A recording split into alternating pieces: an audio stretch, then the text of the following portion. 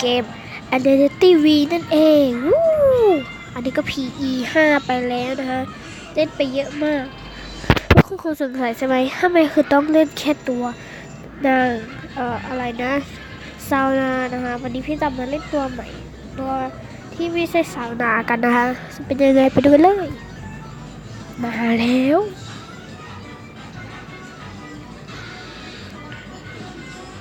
โอเค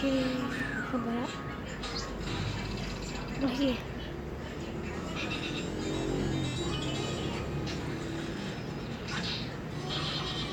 วันนี้เขาเล่นเป็นคุณหมอสุดสวยกันนะคะ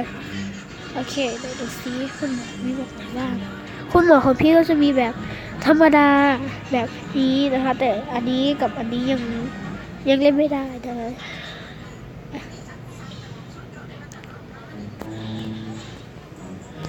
โอเคคันได้สุดไอ้นั้นไม่กดเนี่ยกดสิIdentity V นะคะ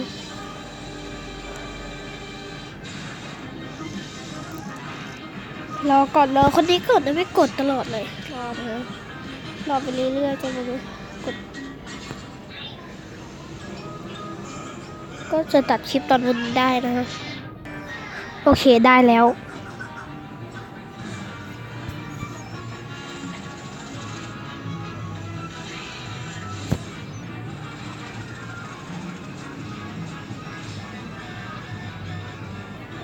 ในที่สุดก็ได้เล่นโอเคแป๊บนึงต้องปั่นไฟก่อนดิ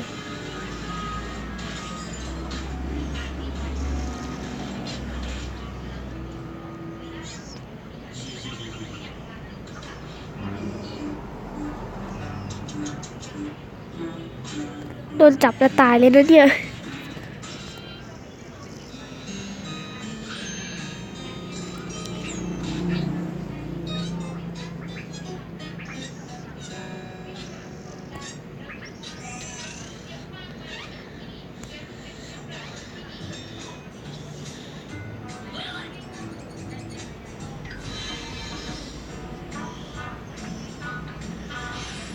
โอ้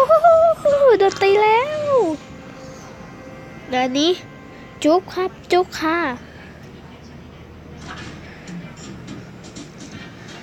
จุ๊บ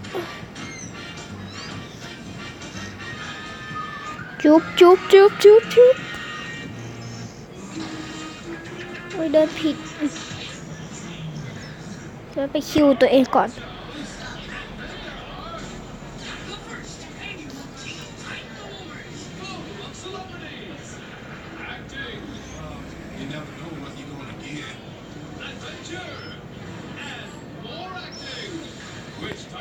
มีคนเขียนบอกว่าช่วยด้วย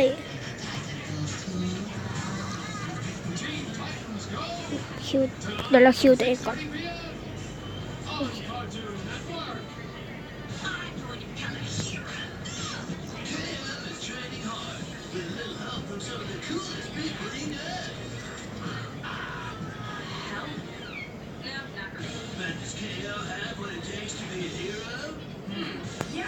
นี่แหละหมวกมาใจไม่ดีเลยไปก่อนออกจากหมวกโอเคตอนนี้ออกจากสายหมวกไปแล้ว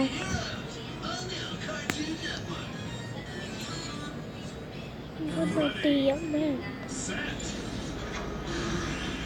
ฆาตกรตัวนี้มันร้ายจริง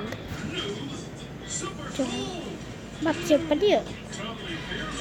อันนี้ผมรู้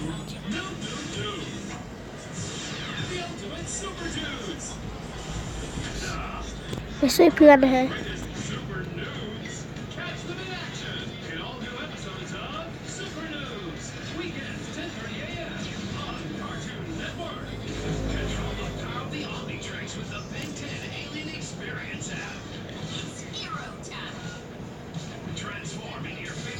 เขาก็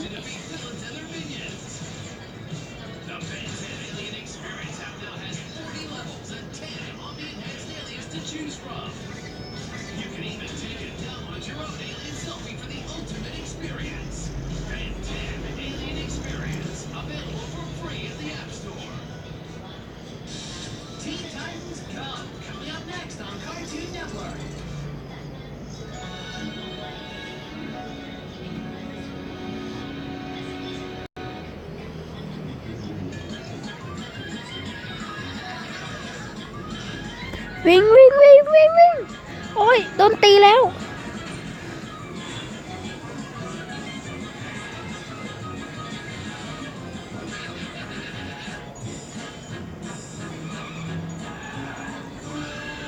เล่นแบบเงียบมากกว่านี้เลย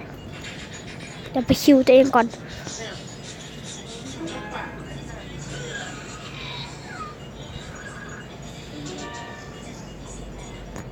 มีคนโดดอีกคิวตรงนี้แหละ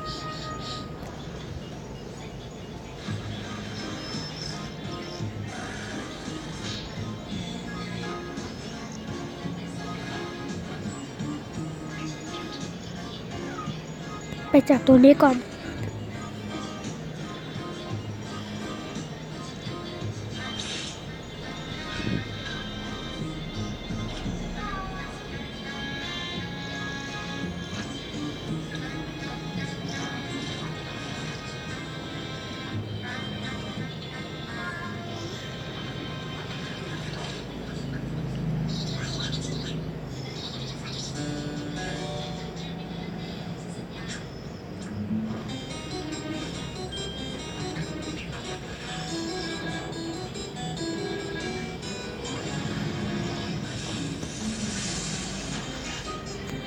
ตอนนี้ก็ซ่อมไปเรื่อยๆนะ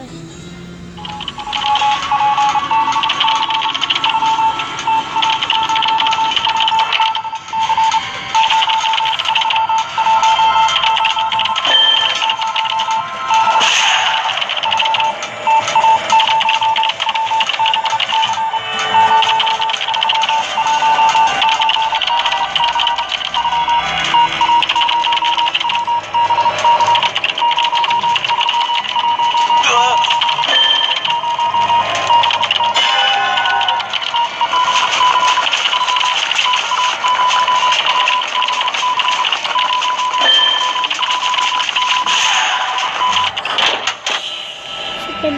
เสร็จเป็น1เหลืออีก3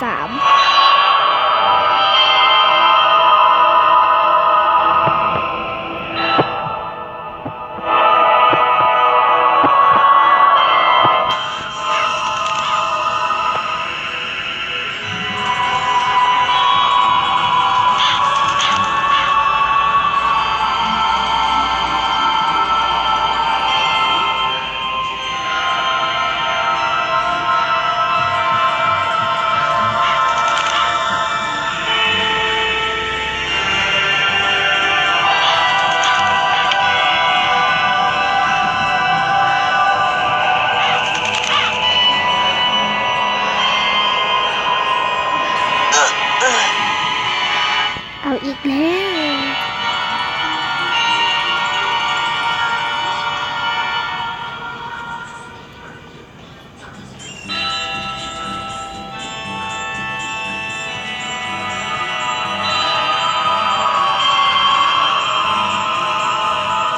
เหลืออันสุดท้ายนะ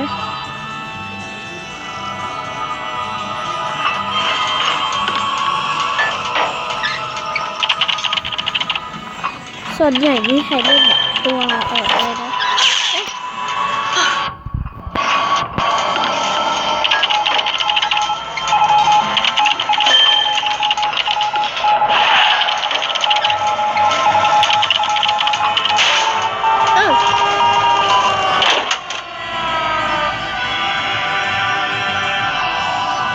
มาทางนี้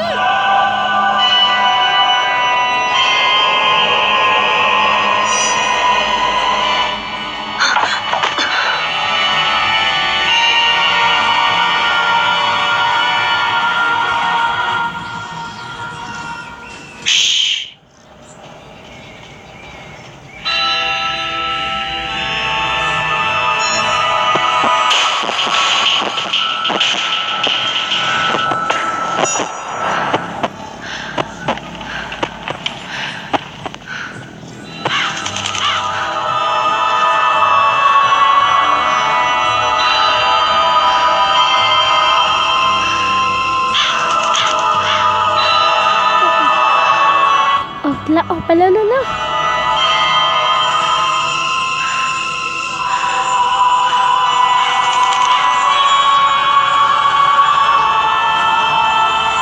แล้วจะแล้ว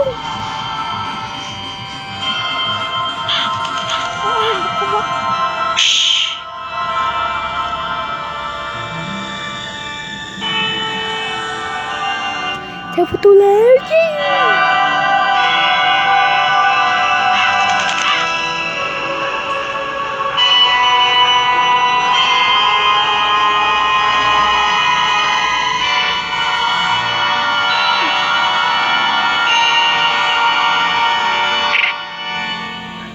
เย้ชนะแล้วก็ติดตาม PE6 นะวันนี้เราเล่นเป็นคุณหมอครั้งหน้าเราซื้อเป็นอะไรอย่าลืมติดตามด้วยนะบ๊ายบายก็อย่าบอกเพื่อนที่โรงเรียนภูมิสวัสดิ์ด้วยว่าจะลงคลิปทุกๆวันพุธและพฤหัสแล้วก็ศุกร์เสาร์อาทิตย์นะคะเรียนบ๊ายบาย thank you